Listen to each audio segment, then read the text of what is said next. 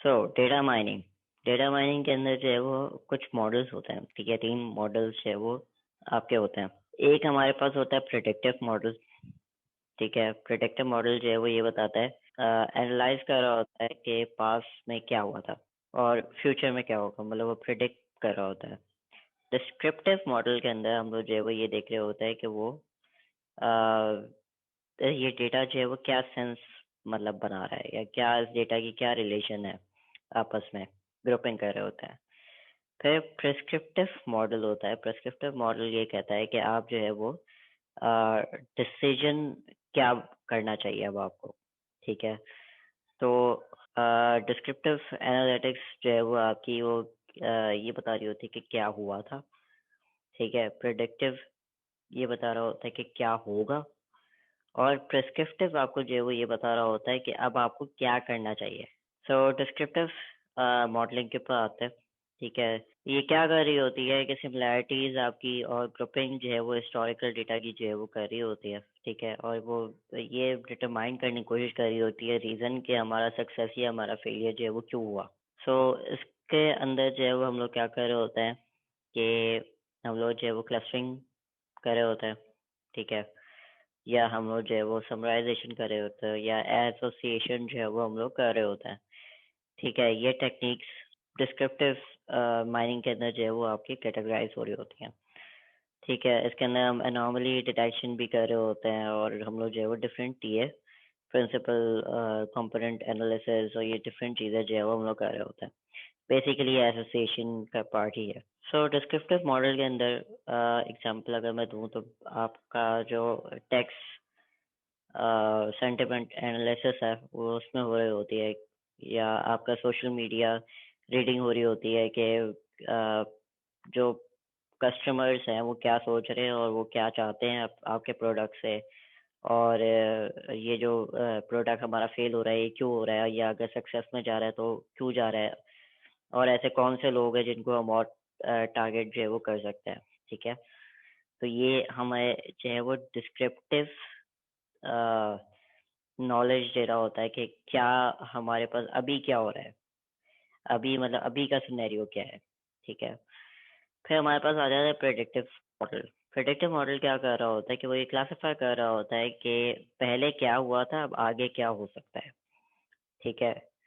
तो वो क्या कर रहा होता है कि फॉर यहाँ पर जो एग्जांपल दी है वो क्रेडिट स्कोरिंग की दी हुई है कि अगर के बंदे का कितना अच्छा क्रेडिट स्कोर है, कि वो कितना अच्छा जो है वो मतलब पैसे उसके जो है वो टाइम पे रिटर्न करता है या नहीं करता, ताकि अगर एक बंदा जो है वो जाता है और जाके लोन लेता है तो हमें पता हो कि भाई ये रिपे भी करेगा या नहीं करेगा, ठीक है।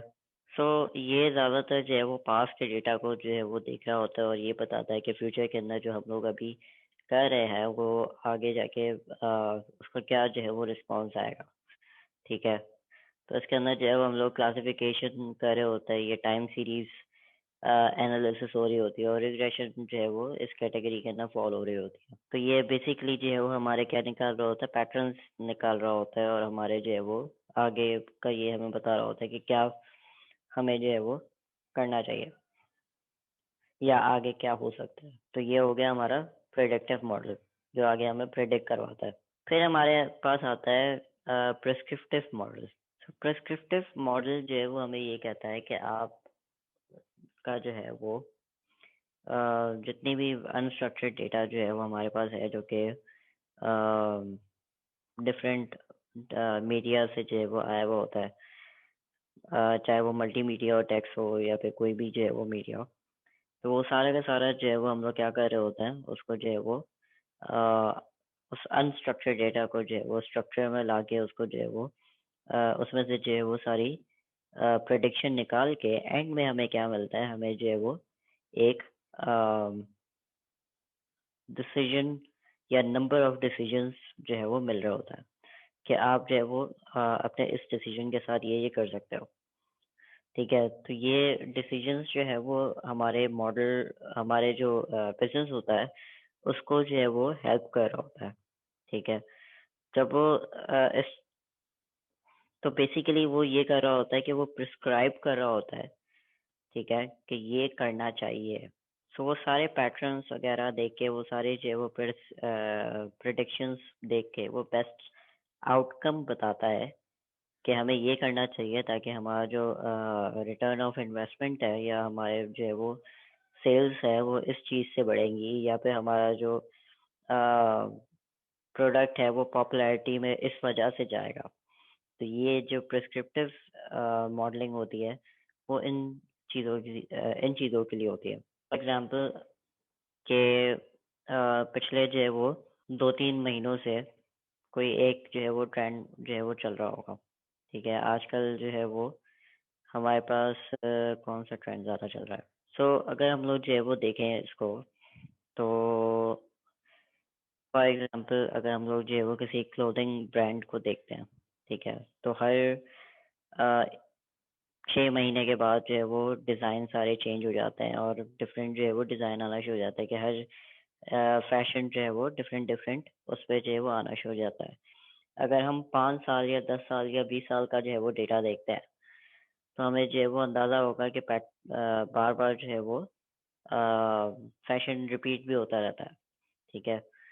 और सो अगर हम डिस्क्रिप्टिव मॉडल को जो है वो क्लोथिंग ब्रांड के हिसाब से देखें, तो हमें ये पता लगेगा कि अच्छा ये अ, अभी जो लोग हैं वो ये चीज़ें जो है वो अभी पसंद कर रहे हैं, ठीक है। प्रिडिक्टिव मॉडल के अंदर आपको जो है वो ये पता लगेगा कि अच्छा यही फैशन जो है वो पिछले 5 साल पहले भी जो है वो चला था, उस वक्त जो है वो लोगों के ये ख्यालात थे, ठीक है। तो ये एक काइंड ऑफ ट्रेंड जो है वो बता रहा होता है।